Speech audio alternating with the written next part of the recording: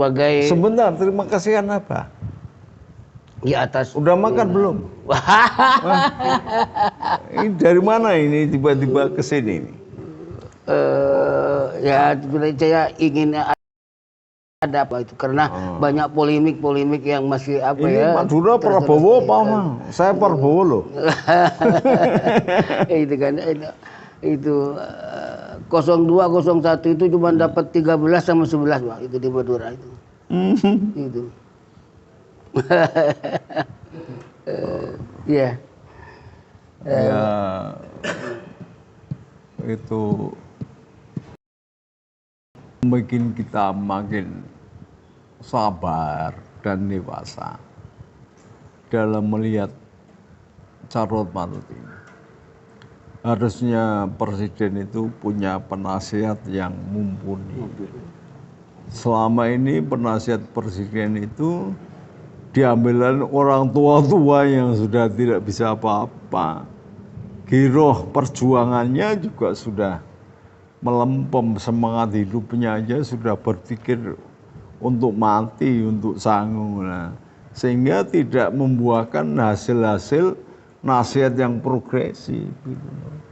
Mudah-mudahan Mas Prabowo ini kan Jenderal TNI, dia tahu SWOT analisis, dia seorang patriot yang cinta tanah air, dan saya tahu dia sejak SMP dia ikut upacara bendera dan menangis ikut hormat bendera di Amerika, bendera merah putih dikerek, dia menangis di luar pagar. Itu sudah terdidik sebagai patriot dan pemimpin, mudah-mudahan menjadi pemimpin tidak kalah besar dengan Bung Karno dan Bung Hatta, dengan Gus Dur atau yang lain. Mudah-mudahan lah Oktober kita lihat, mudah-mudahan dia sudah siap dengan kabinetnya. Amin amin. Saya melihat soal ekonomi demikian hebat. Insyaallah. Jadi tidak perlu lagi alkohol atau bioetanol. Mas Prabowo itu punya konsep bisa memberdayakan petani ental, siwalan, petani singkong, singkong raja atau singkong racun, itu mampu dikembangkan, satu pohon bisa menghasilkan 40 kilo singkong. Hasilnya diperas bisa menjadi bioetanol atau bisa menghasilkan infus, air infus.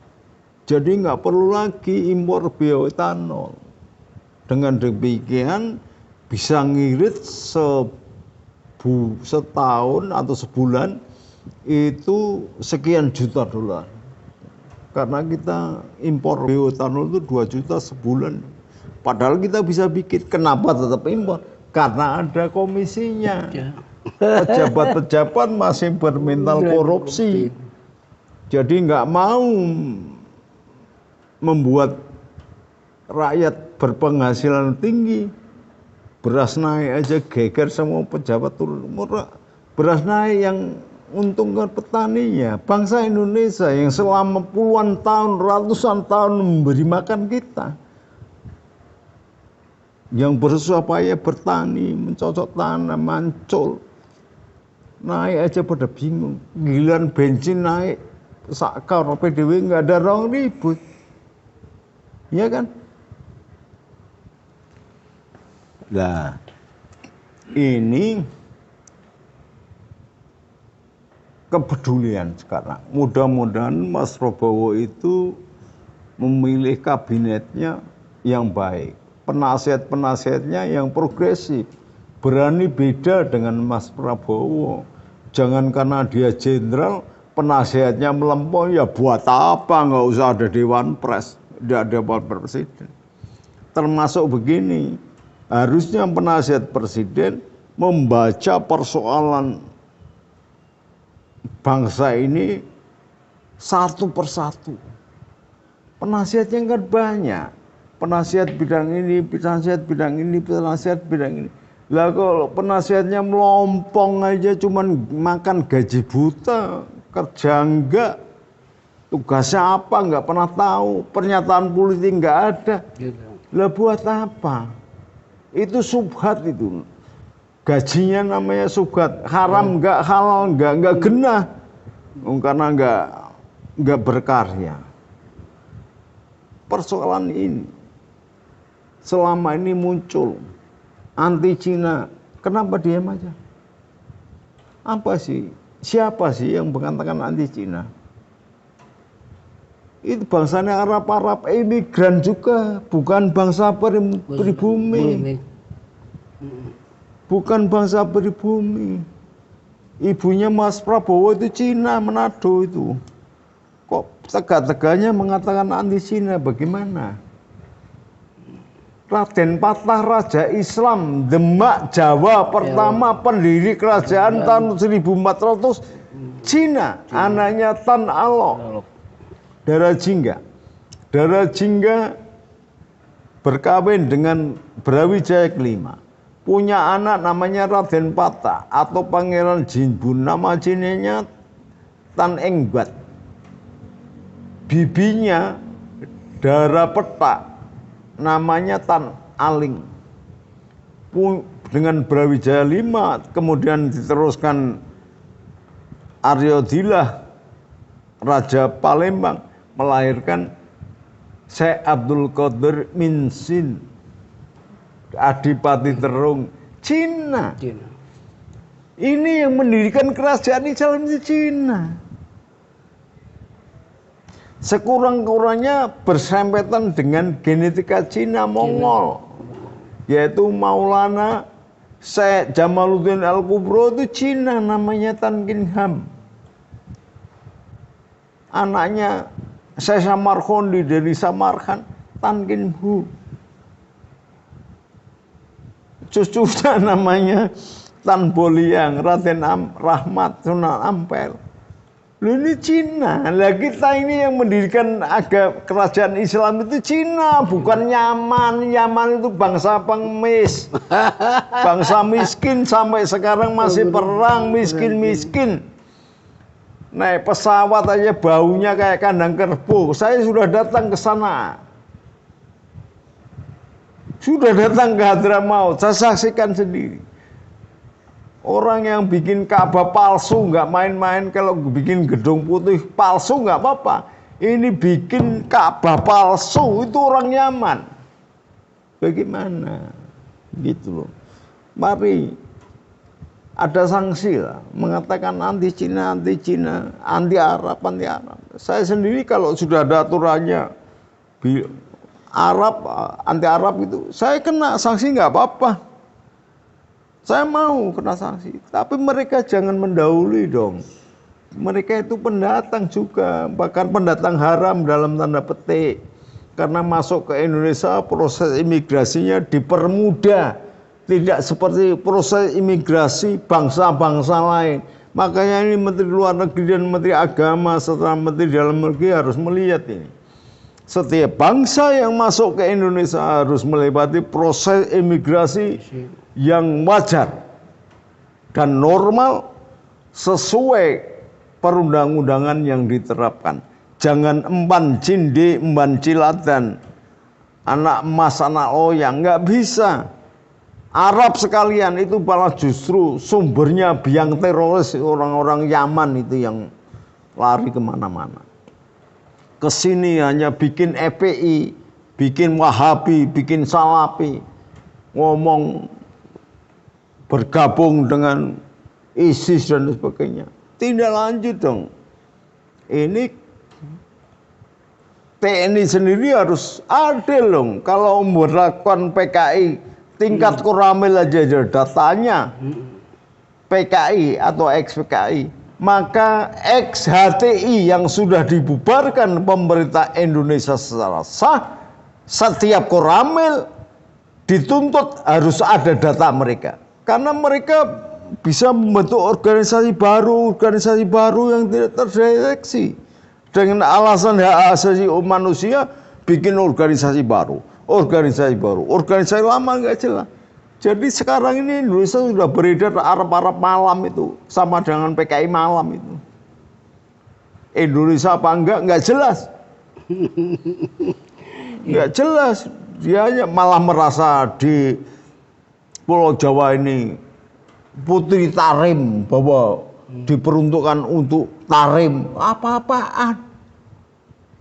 Jaraknya ribuan kilo. Orangnya hitam-hitam. Disrudis tengil-tengil begitu. Orang Jawa itu ada pasor halus. Menguasai sastra, budaya. Bahkan Ka'bah palsunya yang di Yaman itu kalau didirikan di Jepara, diukir itu.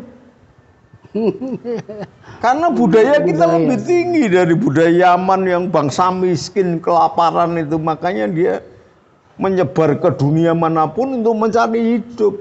Lamu sudah mencari hidup ya yang benar dong. Jangan kemudian merasa sebagai doronya, tuannya. Kalau kami tidak datang ke sini, kalian masih menyembah pohon dasmu gitu. Jangan dihapus itu, bilang dasmu gitu saya. Saya Kanjeng Pangeran Gus Nuril Arifin. Kali ini ngomong kasar. Karena apa? Sudah keterlaluan. Sudah keterlaluan. Kita ini abad 14 sudah punya kerajaan Islam. Terkenal di dunia. Nah, dia datang ngenger sebagai manusia pengungsi naik kapal terkatung-katung abad ke-18. Loh kok ngaku kalau nggak ada bapaknya penyembah pohon ini gimana? Kita sudah mendirikan kerajaan Islam. Ini yang kedua ya. Dan kemudian rakyat Indonesia harus mulai berpikir soal cerita khurafat ini. Penting sekali. Lembaga NU, MUI, kenapa pada diam? Ada apa? Biasanya MUI itu jadi wasit, Bang. MUI itu biasanya comel sekali, sedikit-sedikit fatwa. Sekarang ini diem apa pada sakit gigi, apa sakit tenggorokan? Ngomong dong. Apa nggak ada duitnya? Apa takut kehilangan duit malahan? MUI itu loh, kamu itu organisasi ormas mengaku sebagai organisasi yang super body, mengadakan halal haram, duitnya juga nggak jelas, dimakan siapa. Makanya jangan makan barang-barang yang gitu, sehingga kalau ngomong bisa berani. Dan yang penting lagi NU harus ngomong dong, jangan bermain aman saja. Gus Dur bermain aman tapi ada dasarnya. Ini bermain aman nggak jelas, malah berkesan Suriah PBNU itu agak membela kelompok ini yang tengah. Katanya tawazun, tawasud, itidal tumaknina, tengah dong. Jangan blok sini, tengah. Tanpa mengurangi keadilan, tapi dijelaskan bahwa ini begini, gitu. Sama dengan cara Gus Dur. Gus Dur itu tetap ingin mengadili Pak Harto. Perkara salah atau benar, pengadilan yang mengatakan, oh ini salah, ya sudah dimaafkan. Kalau benar, ya sudah, ada konsekuensinya bagaimana, gitu loh. Jadi enak, ada ujung, ada pangkal. Ini PBNU jadi getabrus gini gimana? Banyak profesor, Kang Said kan juga bagus, dia mantan ketua PBNU. Dimintai dong nasihatnya. Jangan hanya seseorang saja kemudian memutuskan. Banyak kiai-kiai yang hebat-hebat, musyawarah. Baksul Masail, itu punya lembaga yang hebat namanya Baksul Masail. Semua dasar-dasar kitab terungkap dan dibenarkan. Penelitian kepustakaan itu melewati buku-buku. Lah kalau digabungkan, kepustakaannya begini, jalur kesehatannya adalah tes DNA. Itu hal yang sangat niscaya. Jadi jangan ngomong-ngomong kayak kemarin ada orang nggak bawa rambutnya Rasulullah. Loh, saya itu sudah sering ke Turki. Mendekat aja nggak boleh. Kok bisa membawa rambutnya Rasulullah? Kalau bener Opi itu punya rambutnya Rasulullah, dipinjam dong. Jadikan dasar DNA-nya. Jadi genetikanya jelas. Mumpung di Indonesia lagi ribut-ribut Pak Habib atau tidak, iya kan? Lembok gitu loh berpikirnya. Coba tolonglah pemerintah ini, pejabat pemerintah, ada yang beranilah. Sekali-kali tidak ngurus duit saja. Tidak ngurus proyek aja. Sekali-kali kalau kalian jadi pejabat, pemumat, belum bisa membuat atau mengaplikasikan sila kelima keadilan sosial bagi seluruh rakyat Indonesia, sekurang-kurangnya jangan membuat bingung rakyat. Apalagi pura-pura tidak tahu kalau rakyatnya sedang bingung. Berlagak pilon. Dolim itu namanya. Saya ngomong pejabat pemerintah. Bisa mulai presiden sampai menterinya sampai RT-nya tuh. Ingat ya. Summa ja'alnakum khulaifa fil ardi. Pemimpin itu harus mengerti bahasa batin orang yang dipimpin. Aku jadikan kalian sebagai pemimpin, kata Allah, untuk mensejahterakan rakyat. Ini sejahterakan rakyat belum bisa, gawe rukun belum bisa, menyatukan belum bisa. Lah terus ngopo? Ini kan belum ada ini. Pemerintah melanggar undang-undang terus dituntut.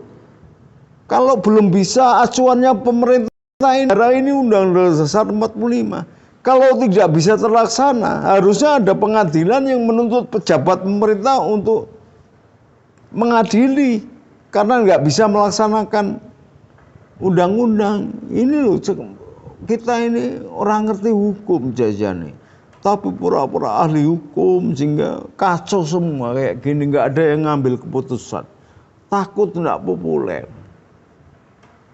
Oke, tolonglah. Ini persoalan penting ditangani segera. Macam luar negeri sudah berangkat kemana-mana, menemukan apa-apa. Cina menyambung Selat Gobi sampai Mekah. Ada kereta dari Cina sampai ke Mekah. Sudah menyambung sana. Kita ngapain? Kita ngapain? Jadi orang berangkat haji, orang tawaf, orang mau ziarah ke Nabi, pakai keretanya bikinan Cina. Itu dari Gurun Gobi menembus Gurun Gobi ribuan kilometer. Membuat relnya dari tanah Indonesia. Lumpurnya dari Palu. Lah kok kita yang punya lumpur malah nguplin dengan tok. Nguplin dengan tok. Nggak pernah bisa membuat semacam baja keras. Pada lumpur Sulawesi itu ditambahi unsur kimia tertentu bisa kekerasan melebihi baja sehingga bisa dibikin monorail sampai menembus Gurun Gobi sampai ke Afrika sampai ke Mekah. Kita apa? Ya makanya kalau kita belum bisa menyenangkan hati rakyat, tolonglah jaga hatinya. Mengerti bahasa batin orang yang dipimpin. Jangan kampanye hutan jabatan sudah menjadi pejabat nggak ngerti tugasnya. Pancasila aja ada yang nggak hafal. Itu menterinya SBY itu. Lagu Indonesia aja nggak hafal. Tapi giliran selesai jadi kabinet, sak rantang-rantang, sak pancine, sak wajane digobalik. Ini harusnya jadi ibu BPKK bukan menteri. Nggih, jadi pemerintah harus tegas. Cerita-cerita khurafat sudah tidak boleh lagi diberitakan. Jadi mengatakan mbahnya ini 70 kali, mbahnya baca Quran, khatam sehari semalam sekian kali, memang nggak makan, nggak tidur. Allah nggak suka begitu, berlebih-lebihan, baik dalam beribadah pun tidak boleh. Jadi Rasulullah itu memilih garis tengah, biasa-biasa, maka jangan dimunculkan cerita yang bohong, tetapi bisa membangun kerusakannya iman bangsa Indonesia. Hormatilah Wali Songo yang sudah lebih dahulu memperjuangkan Islam dakwahnya sekian ribu tahun yang lalu, dan mereka tidak pernah membangga-banggakan. Jadi janganlah kalau kamu punya cincin emas berlian sak telur ayam, buat apa kamu pamerkan? Akan menyakiti hati orang yang miskin. Kalau kamu memamerkan nasabmu sampai Nabi sekalipun kata itu benar, apa kamu nggak tahu bahwa itu menyakiti hati yang lain? Indonesia itu bukan hanya Islam, Indonesia itu agamanya macam-macam. Dan Al-Quran sendiri memungkinkan munculnya agama macam-macam. Ya, jadi ada agama Sobiin, ada Yahudi, ada Nasrani, ada ini. Semuanya punya kitab dan punya pembenaran. Janganlah menjas agama yang lain lalu mengatakan yang lain. Jangan. Ini Indonesia, negeri Pancasila, yang kayak Nabi Sulaiman, semut pun pantang diinjak. Lah kalau semut tidak diinjak, bahkan Imam Ghazali ada lalat saja dihormati, lalat itu tidak diusir. Bahkan Abu Hurairah itu demikian sayangnya dengan kucing, maka sampai karena kucingnya kedinginan, di depan ada Sayyidina Ali pulang dulu mengembalikan kucing, ditaruh di tungku yang hangat, baru sholat sampai sholatnya terlambat. Ini kan nilai-nilai yang hebat yang dilaksanakan menjadi sunnahnya Nabi dan sunnahnya sahabat. Makanya disebut Ahlus Sunnah wal Jamaah. Jamaahnya sahabat, bukan hanya ucapan Nabi saja, perkataan Nabi saja, perilaku Nabi saja. Perilaku sahabat Nabi yang menjalankan sesuatu dan dibiarkan atau disetujui itu menjadi sunnah. Gitu loh tuh. Mau ngaji itu yang luas. Jangan merasa hebat sendiri karena gurumu KB. Guru Syekhona Khol itu gurunya seluruh bangsa Arab, bukan hanya Kabib. Tahu nggak? Ada Syekh Arsyad Al-Banjari, Syekh Abdullah Al-Tarmasi, ada Imam Nawawi Al-Bantani, banyak, ada Syekh Ali Kurki Al-Buni, banyak orang Jawa, ada Syekh Yakub Al-Jumbangi. Loh, bukan hanya mbah-mbahmu yang datang ke sini terus kamu mengatakan begitu, aduh menyakiti dong. Cobalah biasakan dengan rujukan tafsir yang jelas. Kitab Jalalain itu mengatakan, kita boleh nggak menghukumi sesuatu? Boleh. Nahkumu bidohir, yang kelihatan. Kalau kamu nggak kelihatan, itu wilayah Allah. Maka kelanjutannya, wallah yahkumu bisarair. Jadi yang masih sir, masih rahasia, urusan Allah. Tapi cangkemmu itu gemar sekali mengatakan kafir, mengatakan dolim. Bagaimana? Itu wilayahnya Allah. Siapa yang mengerti hatinya orang? Makanya orang Indonesia jarang mengatakan kafir itu jarang. Jadi kalau kamu mengaku orang Indonesia jangan ngomong begitu. Karena ada pepatah, dalam laut bisa diduga, hati orang siapa tahu. Maka nggak ada orang Indonesia yang mengatakan kafir. Jangan kamu racuni, kamu tulari dengan ghadab dan perilaku jelek. Kamu sebagai bangsa pendatang, nanti akan saya pimpin demo seluruh Indonesia untuk mendemo Menteri Luar Negeri dan Menteri Dalam Negeri agar bangsa Arab didata kembali, kalau tidak memenuhi syarat dokumennya harus pulang. Ingat ya, ini baru kata-kata, belum perbuatan.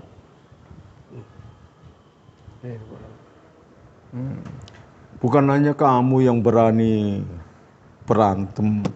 Semua orang Indonesia ini bangsa pejuang, bangsa berantem, berjuang. Itu sudah biasa sejak dulu. Banyak ribuan kerajaan ada di sini. Kamu punya negara aja udah pecah, nggak karuan kok. Ngaku orang baik. Jangan ya, udahlah, berhenti. Jangan mengklaim-klaim yang bersifat bodoh dan jumut begitu. Jangan cerita-cerita khurafat yang jumut gitu. Mbahnya bisa terbang lah. Gimana sudah sampai di mana? Terbang aja. Ini apa-apaan sih? Kalau bisa terbang, kenapa kalian tidak berangkat umroh, terbang aja? Masa sampai antri ganggu Departemen Agama menyusun daftar haji, daftar umroh sampai sekian tahun? Kalau kamu bisa terbang, terbang dong. Saya tak beli tali, tolong talinya saya dibawa, saya tak gandul biar ikut terbang, gitu loh. Ini cerita-cerita yang nggak kena agama, yang sangat rasional dan berakar, jadi kemudian jadi tradisi agama yang jumut, ketinggalan zaman, tertinggal, bahkan cenderung jahiliyah. Karena apa? Karena masih mengunggulkan nasab. Kata Sayyidina Ali, ini aku, bukan ini bapakku loh ini, bukan. Ini aku. Jangan menyombongkan bapaknya itu baik, belum tentu baik anaknya. Oh buktinya, pamannya Rasulullah Abu Jahal jadi musuh, Abu Lahab jadi musuh, Abu Thalib jadi temennya. Gimana coba? Paman itu. Yang ke Jakarta namanya Abu Gosok itu juga jadi musuh. Jadi biang keracunan itu, menyebar keracunan. Jangan ngomong dunia sedikit-sedikit dunia. Kalian itu tuh klaimnya malaikat, klaimnya Allah. Bukan kamu. Allah selama ini saya buka kitab sedunia, tidak ada yang mengatakan bahwa Allah menunjuk makelar surga, menunjuk makelar surga, neraka. Nggak ada. Apalagi terus mengatakan ada SK pengangkatan. Allah berbuat dan tidak berbuat bergantung dari kemauan mbahmu gitu. Nggak ada. Allah fa'alu lima yurid, dalam berbuat sekehendak hatinya. Tidak tergantung kepada mbahmu atau gundulmu. Ingat itu ya. Itu keimanan, itu akidah ini. Jangan sembarang kamu jual belikan dengan murah. Assalamualaikum warahmatullahi wabarakatuh. Waalaikumsalam warahmatullahi wabarakatuh. Ya, terima kasih.